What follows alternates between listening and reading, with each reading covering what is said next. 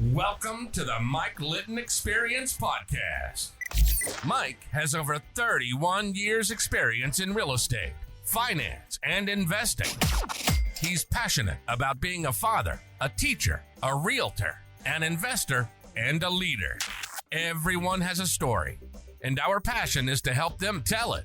And now, introducing the host of the Mike Litton Experience, Mike Litton.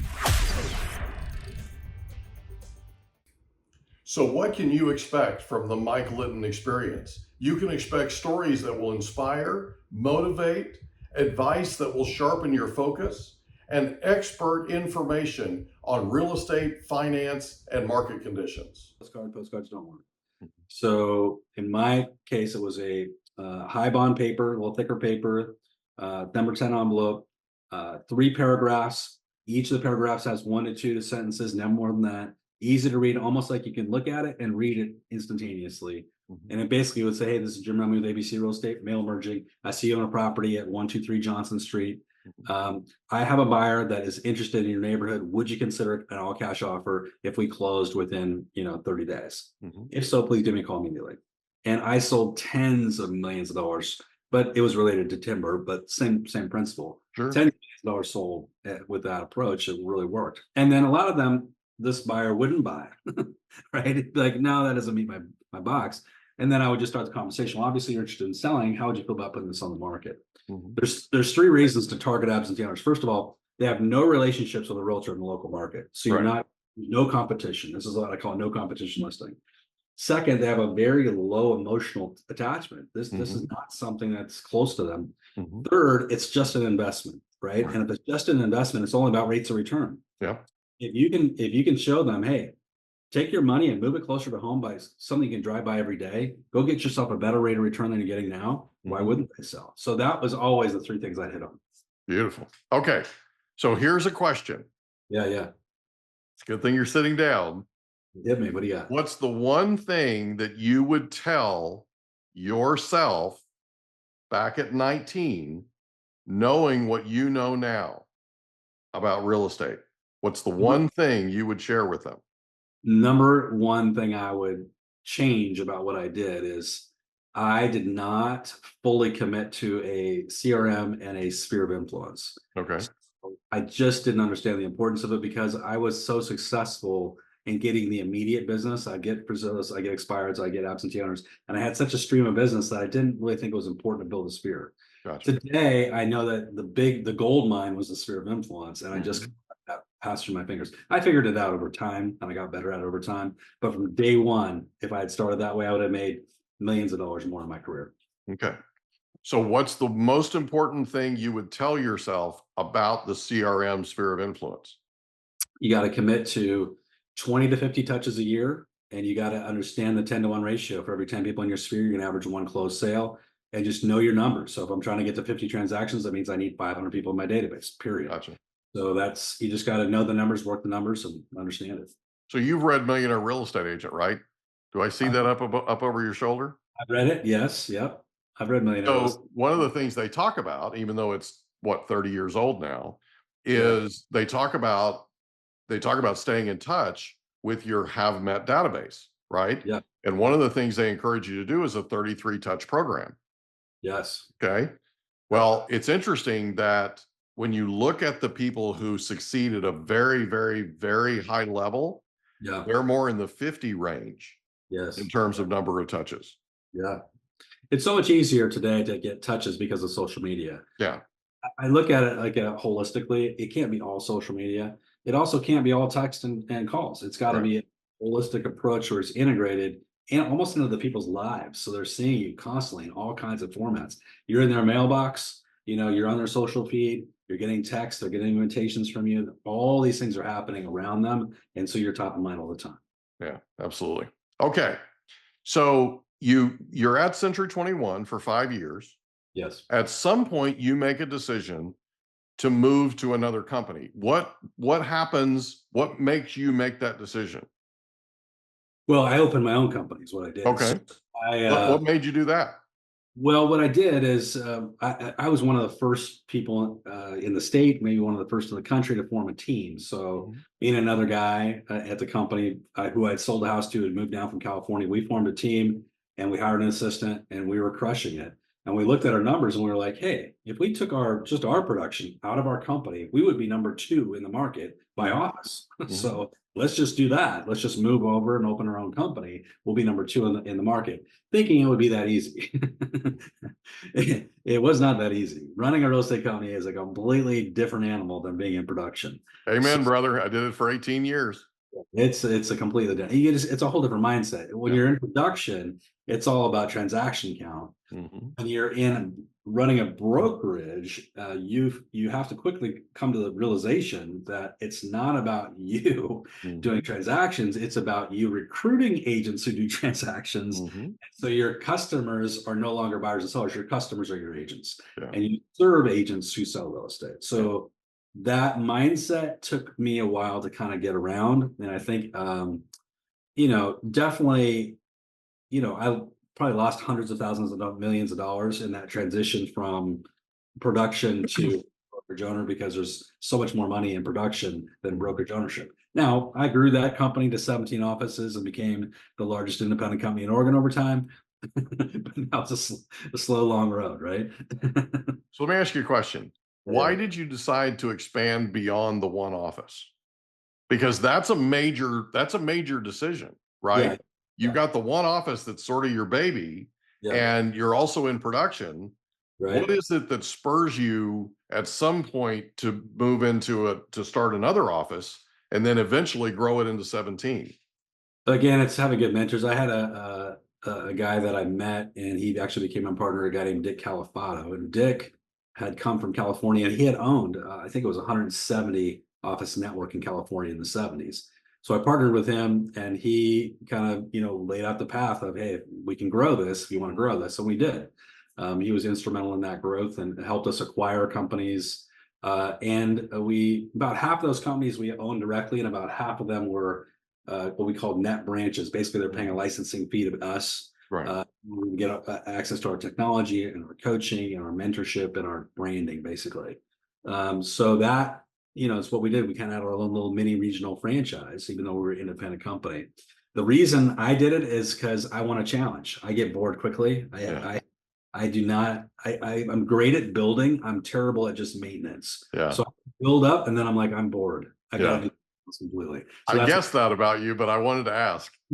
so I have a very short attention span, I guess is what Yeah. it is. Yeah, I do too. It's terrible. Okay.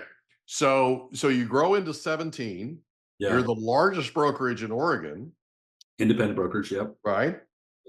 At some point, you decide to do something with that brokerage. What is it?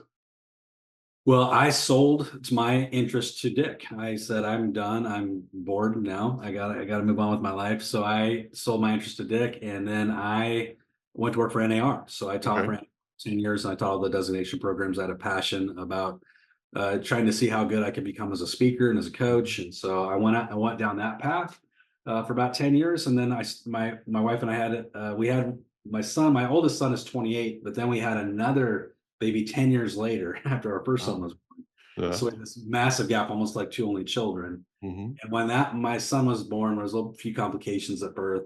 So I stopped. I stopped cold turkey, and I went back, and I just went back to home.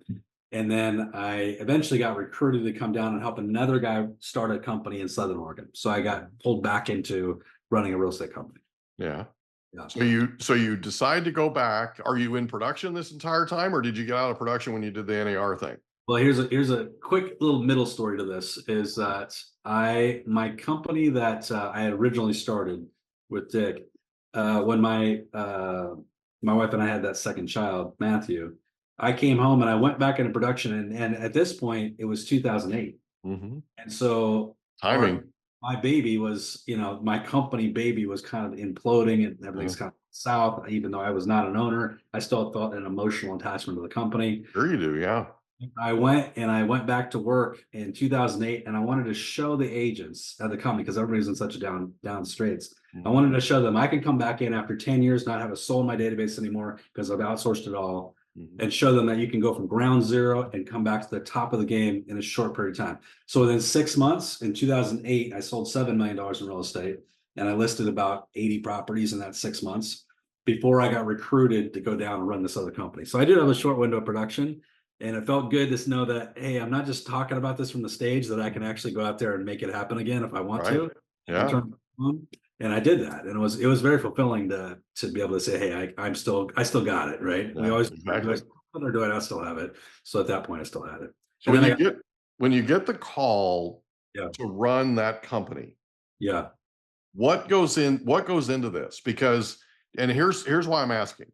yeah, You do the NAR thing for 10 years, yeah, you come back home, you hunker down, yeah, you jump back into production, right? yeah, And then you get recruited.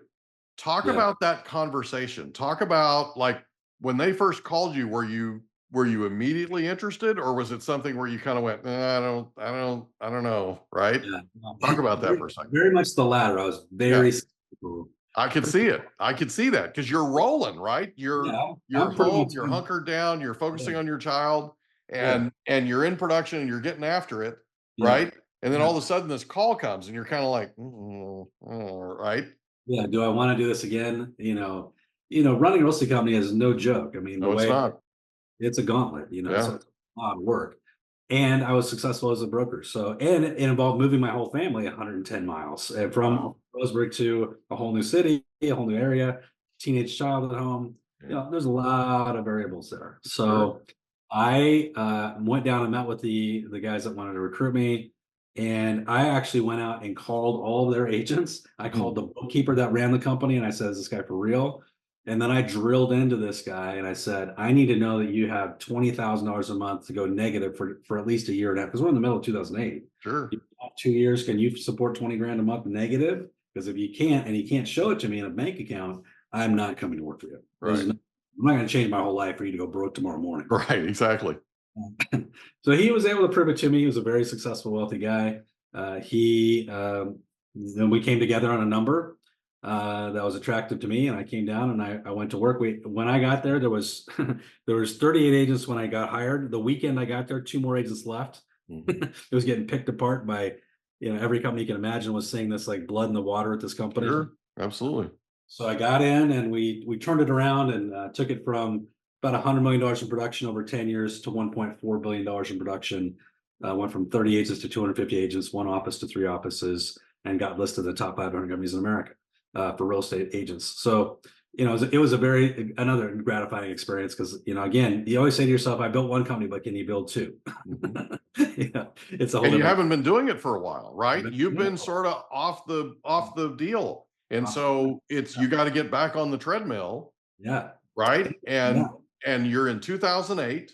Yeah. All what's breaking loose. Yeah.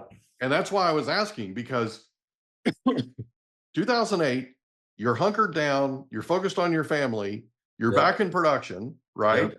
This is a time when a lot of us, I mean, I was full on, I shut down my mortgage company. I was full on focused, probably 90 hours a week in saving my Keller Williams franchise. Yeah. And we saved it. Yeah. It was close. Yeah. But we saved it. Right. Right. And I didn't have a choice. Like, I didn't have somebody calling me going, hey, will you come build this thing? Because my answer would have been, no way. Once the dust settles, maybe we can talk in a couple of years. Let's get the market back. Right.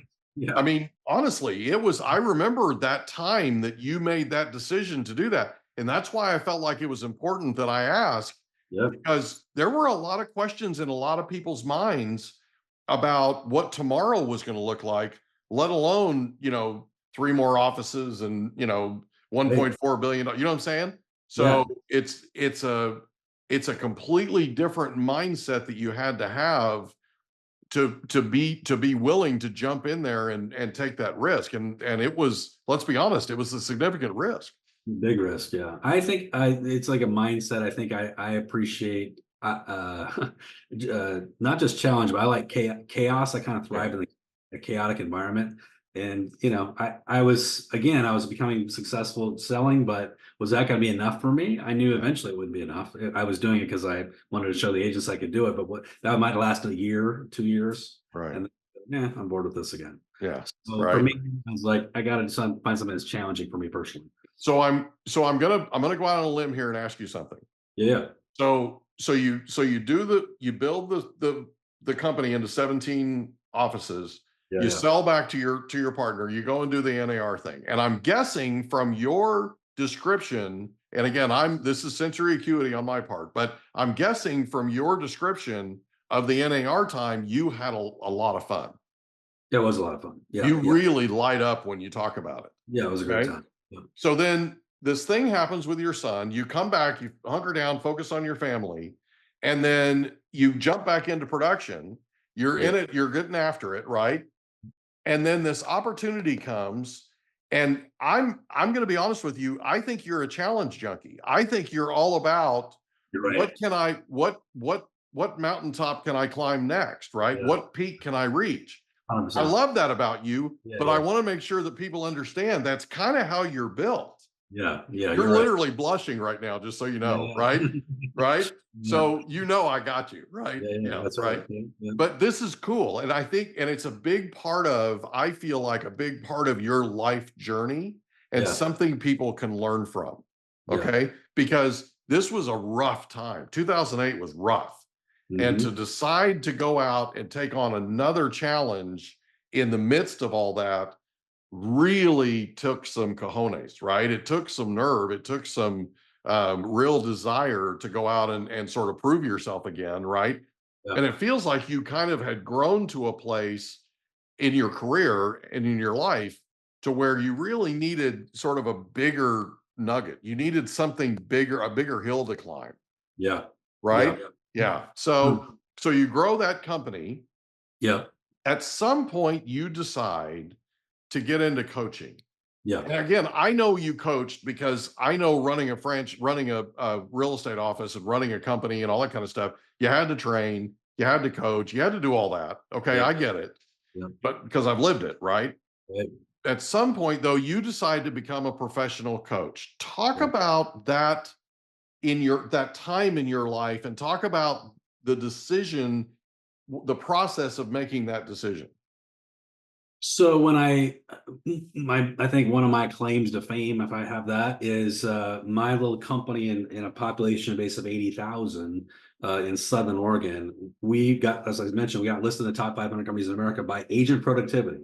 Right. So we're competing against companies in New York and LA and Atlanta, big cities, without tens of hundreds of thousands, it'd be millions of people. Right. And so people started coming to me and saying, well, how are you turning these agents in this little tiny community into this level of superstars? So we had we have a few agents got listed in the top on the Wall Street Journal top agents, the 1,000 list of the top agents in America. And people started coming to me asking me that question, and I would walk them through, well, here's how we coach agents in our company. That led to creating my own agent level coaching program. And so that people could plug into it and just kind of go through what my agents go through, and they can just tap into it. And that led to that. The evolution of that was, there's a million coaches, right? There's a ton of coaches in the industry. Some of them good, some of them not so good. But I decided, what is my, somebody calls it, your category of one. What's my category of one? I don't want to just be doing what everybody else is doing. Right. I decided about 4 or 5 years ago, what my real passion is coaching brokerage owners and kind of giving them some insight into what it does take to really be successful as a brokerage owner. Right. So even though I still coach agents, my passion today is coaching brokerage owners. So I work with a very small group, 40 to 50 brokerage owners at any given time across the country, to help them grow and to help them scale their businesses by focusing on recruiting experienced agents. And so that's my number one passion. That's what I'm good at. And so that's what I bring to the table. So for me, it's another climbing the mountain situation like you're talking. Yeah, I was just going to say, this is the pattern, right? You start off coaching agents, right? You build companies, you do your thing, and then you're coaching agents, and then you're like, okay, what's the next thing, right? Pretty soon we're going to be finding the next thing about you, because I guarantee you're looking at the next thing, right? I guarantee it, because you don't feel alive. You don't feel alive unless you're looking at that next peak, that next hill to climb, right? Yeah, you got me dead on, man. You're like my therapist. I love that, dude. Well, I think your life story, and that's why I was so excited about doing this, because I feel like your life story is literally an instruction on Yeah. how to succeed no matter what the industry is, okay? Yeah. But how to succeed in life, right? You just never stop challenging yourself. You never stop growing. You never stop looking at, okay, we're here. Mhm. We got to go there. Right. Right? I Yeah. would love to spend 10 minutes inside Jim Remley's brain. You know what I mean? Because it's like, I know what you're doing. I know Yeah. exactly where you've been doing it for 30 years, right? You're just, there's that next pinnacle, there's that next thing, right? So I can't wait to see what it is you tackle next, man. This is going to be amazing. Absolutely amazing. Yeah. I'm So, excited too. so you're now coaching brokers, Yes. right, on how to grow their companies. Right. What's the number one most important thing that brokers need to do today to succeed? Well, I'll start with my biggest mistake as a broker. So, and that will lead to the number one thing to do. So, as a new broker, when I first got my office, I said, I got to build my company. So, what can I do? So, I thought, well, I'm going to go out there and turn a bunch of people that, maybe thinking about getting a real estate license, I'll turn them all into mini Jim Remleys. So, my ego said I could do this, right?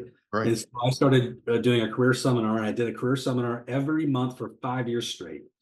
We would advertise and get people to come, and then they would attend the career seminar, and they may be thinking about getting their real estate license. I talked for a couple hours. At the end of it, 4 or 5 people would raise their hand and say, yeah, I want to get my license. And we would help them get licensed. 2 or 3 may come to work for me. Yeah. And we grew. But what I quickly figured out, not so quickly, it took me 5 years, is that, there's an 87% attrition rate in our industry. So 87% of these people, no matter how good a trainer, coach, no matter how good your brand is, your franchise, they're just not going to make it. And it has nothing to do with what you're bringing to the table. It's just their personal motivation level, and it's their personal work ethic. It's what they bring. It's the lack of fire. Lack of fire. So I figured out, oh my gosh, I'm bringing all these people in. They're the most needy people. They're really taking a lot of your time, your energy. They're like nothing wrong. We were all new agents at one time, but most of them are pretty needy. Yeah. And then of the 2 people that you're left, so you recruit 10, 8 of them leave the industry. You're left with 2 if you're lucky. One of them will always say, Jim, it's been great starting with you, but I got recruited by somebody else. The grass may be greener over there. I've only been with you. I got to try it out. Yeah. Or I'm going to go start my own thing or whatever. Yeah. I'm going to move someone. So now you're down to 1 out of 10, and that model is so common and prevalent across the industry that every brokerage I talk to almost says, yeah, we recruited 10 agents last month. I say, really? Tell me about the 10. How many of them were new agents? Well, 9 of them were new agents. Right. So you recruited none. Yeah. You're going nowhere. Right. You've just given yourself a massive amount of work for very little return on your investment. True. So my number one kind of mind shift that I try to get brokers to go with is I've got to focus my time and energy on recruiting experienced agents. What does that look like? I'm targeting people that have been in the business 2 years or longer. And I'm going to start by looking at people $2 to $10 million in production. And if I can help them go from 2 million to 4 million or 4 million to 8 million, they're going to become raving fans, and they're going to in themselves become my best recruiters. Absolutely. And that's the whole model of success, really. That's what it boils down to. And then it's about conversations. It's about relationship building, and what do those conversations look like? Yeah. Well, and the beautiful thing about recruiting experienced agents is those experienced agents are constantly in contact with other experienced agents. They're constantly in contact with the people that they know are the best in the business, right? And you can stay in contact with them on a regular basis, and you can go, hey, who lit your world up last month? Who's the one person that we need to go get that you would want to be a part of this company? Okay. And if you got 20 of them, you just got 20 leads. Right. They're all high quality people. They're all people that your people love. Right. You go out and get them, and your people are like, hey, you know what? I kind of like it here. I like having people around me, and I like having a broker around me, or a broker that I'm working with, that'll go out and go get people that I really like. Okay, this works. And then it starts ballooning, right? And eventually it gets to a point to where it starts to kind of grow on its own, because you get enough of these people programmed, right? that they hang up the phone on a deal, like they get an offer accepted, they pick up the phone and call you and go, hey, you need to talk to this person. Yes. You with me? Yep. Like this is the guy you want, or this is the gal you need to go get, right? And it's like, and then once you get that machine going, it just takes off like a rocket ship, and you end up building a world-class organization, right? From the little things that you did to get started, right? Yeah. It's all about the momentum. You know, you start in the chase mode, but eventually we want everybody to transition over to the attracting. You know, they're coming, they're calling us. Start that way, but over time.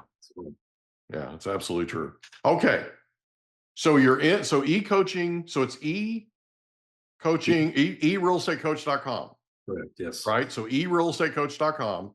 We'll put a connection to that, or a link to that in our episode description. Is there anything else you'd like to cover before we wrap up?